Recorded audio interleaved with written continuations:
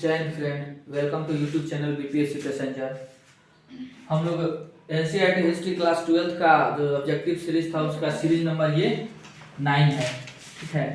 8 series हो गया है। आइए हम लोग नेक्स्ट क्वेश्चन पे आते हैं। रामायण की रचना बहुत इजी सवाल है। 12 का जो हिस्ट्री है ना उसमें बहुत इजी सवाल है, उसी का है। छोटा सा समरूप बोलिए संक्षेप, ठीक है ना। रामायण की रचना किसने की? वाल्मीकि ने की थी। इसमें तो कुछ समझाने वाला है नहीं। गीता में उपदेश दिया गया है, कौन कौन सा उपदेश दिया गया है? कर्म करो, भविष्य की चिंता मत करो, कर्म फल हमारे हाथ में नहीं है। इससे समझ में आ रहा है क्या हुआ? यानी कि आप लोग अपना पढ़ाई करते रहिए, ठीक है। परिणाम आपके हाथ में नहीं है। और भविष्य में मत सोचिए कि मेरा रिजल्ट आएगा कि नहीं आएगा। कर्म कीजिएगा, इतना तो फिक्स है। कर्म का फल कभी व्यर्थ नहीं जाता है, वो आएगा ही आएगा। बशर्ते आप कितना कर्म कर रहे हैं वो आप पे डिपेंड करता है। आप 5 घंटा पढ़ते हैं दिन में तो 5 घंटा अनुसार ही फल मिलेगा। 8 घंटा पढ़ते हैं वो ईमानदारी से तो वैसा ही मिलेगा। उसका इसमें चर्चा किया गया। यानी कि बस कर्म करते रहिए, भविष्य की चिंता मत कीजिए। क्या पीछे बीत गया, क्या आने वाला है वो आपके हाथ में नहीं है। आगे आने वाला है वो आपके हाथ में है, और जो पीछे बीत गया वो बदल सकते हैं। तो ये भी पिछला भी आपके हाथ में नहीं है, अगला भी हाथ में नहीं है। वर्तमान मेरे हाथ में कि हाँ अभी हम पढ़ाएंगे आपको, हमको कोई नहीं रोक सकता अभी पढ़ाने से, वर्तमान में है। उसके बाद क्या है? कर्म फल हमारे हाथ में नहीं है।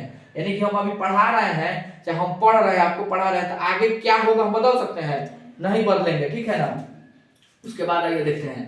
अंबा अंबालिका जो है किसकी पत्नियां थी? विचित्रवीर की। किस वंश से? कुरु वंश से थे, ठीक है, कुरु वंश के थे ये। उसके बाद आइए, मानव जीवन के संपूर्ण जीवन को कितने आश्रमों में बांटा गया है? 4 आश्रमों में। कौन कौन? ब्रह्मचर्य, ब्रह्मचर्य, उसके बाद है गृहस्थ, गृहस्थ, उसके बाद है गृहस्थ के बाद संन्यास, उसके बाद वानप्रस्थ, वानप्रस्थ। मानव की आयु को 100 साल मान के माना गया। कितना? 100 साल। इसमें इंसान 25 वर्ष तक गुरुकुल में बिताएगा, ब्रह्मचर्य में। जब गुरुकुल से वो निकल के आएगा, यानी ग्रेजुएशन करके आएगा, बीए पास करके आज के समय में, तो उसका शादी कर दिया जाएगा। क्या किया जाएगा? तो शादी जो करेगा परिवार के खर्चा, मतलब परिवार में से जुट जाएगा, उसको क्या बोला जाएगा? गृहस्थ, यानी गृह के काम काज में अधूरा जाना या लग जाना। और जब 50 साल इसमें हो जाएगा, कितना हो गया? 50 साल इसमें हो गया, तो 50 के बाद 51वां में संन्यास ले लेंगे। क्या ले लेंगे? संन्यास ले लेंगे, यानी कि पूजा पाठ में लग जाएंगे।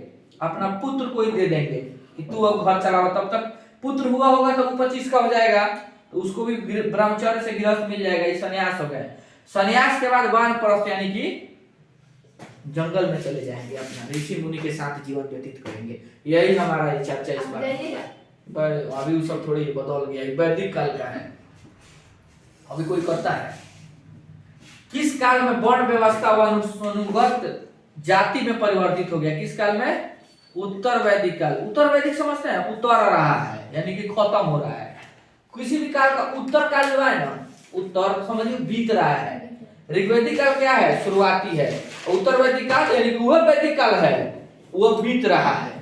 तो सबसे पहले ऋग्वैदिक काल में जो जाति प्रथा था ना, क्या इसमें वर्ण व्यवस्था क्या था? वर्ण व्यवस्था जातिवाद में नहीं था, ठीक है। अभी क्या है? सोनार किसको बोला जाता है? वैसा उस समय नहीं था। ब्राह्मण किसको बोला जाता है? जो पूजा पाठ कराता है। क्षत्रिय अलग अलग हो गया ना जाति के अनुसार। अभी उस समय ये था कि एक घर में सोनार भी होता था। एक जो सोना का बिजनेस कर रहा है सोनार कहलाएगा। बाबूजी बड़ा लोहा का बिजनेस करते हैं तो लोहार हो गए। मतलब ऐसे ये था। छोट भाई है पूजा पाठ कराता है तो ब्राह्मण हो गया। उसके बाद से कोनो छोटका भाई वहीं जाके दूसरा काम करता है तो उसके अनुसार हो गया। मतलब काम के अनुसार जातिवाद था, वर्ण व्यवस्था था। किसके अनुसार? हाँ, ऋग्वैदिक काल में। अभी क्या है? ब्राह्मण हो अलग, भगवान हरिजन हो अलग है, तो वो अलग कास्ट है, तो शूद्र है अलग है। ये अभी हुआ है, ऋग्वेद उत्तर वैदिक काल में शुरू हो गया था। और वह जो चीज हुआ है वर्ण व्यवस्था जाति में बदल गया। जो एक घर में जो सोनार था भैया वो जाति में धीरे धीरे बदलते तो पूरा खानदान में सोनार हो गया। कहना हम ये चाहते हैं कि ऋग्वैदिक काल में जो जातिवाद जो है ना, वर्ण व्यवस्था, ये जातिवाद क्या था? कर्म के आधार पे था, कर्म के आधार पे। और इस काल में, उत्तर वैदिक काल में वंशानुगत हो गया, यानी कि वंश के आधार पे हो गया। अब समझ में आया? उसके बाद महाभारत में गंगा पुत्र किसे कहा गया है? भीष्म पितामह को। श्रीमद् भगवत गीता के महत्व पर किसने विचार व्यक्त किया है? महात्मा गांधी। क्वेश्चन पूछ देगा, विवेकानंद और बाल गंगाधर तिलक। आज आपका सीरीज 9 खत्म होता है, ठीक है? 3 चैप्टर, कल से 4 चैप्टर शुरू होगा। चलिए प्लीज लाइक और सब्सक्राइब कर लीजिए इस चैनल को। थोड़ा सा लाइक व्यूज बढ़ाइएगा तो मुझे मनोबल मिलेगा और मैं भी और आगे वीडियो बनाऊंगा। मैं भी पढ़ता पढ़ाता हूँ, आप कुछ हमको सिखाइए, हम आपको सिखाएंगे। क्या जी?